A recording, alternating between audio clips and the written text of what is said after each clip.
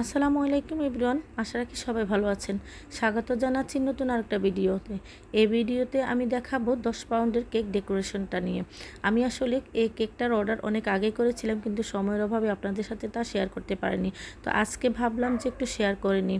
তো প্রথমে যে কেকটি আমি বানিয়েছিলাম সেটা হচ্ছে 4 পাউন্ডের, পরেরটা হচ্ছে 3 পাউন্ড, তারপরটা 2 পাউন্ড এবং তারপরটা হচ্ছে 1 পাউন্ড। মোট 10 পাউন্ড কেক নিয়ে আমি এই কেকটা ডেকোরেশন করেছি। প্রত্যেকটা তালাতে আমি কিছু শ্বাসনালীর কাঠি এবং কিছু পাইপ ঢুকিয়ে নিয়েছি, যাতে এটা ক্যারি করতে কোনো অসুবিধা না হয়। তারপরে আমি 3টা পাইপিং ব্যাগে 3 কালারের হুইপ ক্রিম ঢুকিয়ে কেকটাকে কভার করতে চেষ্টা করেছি।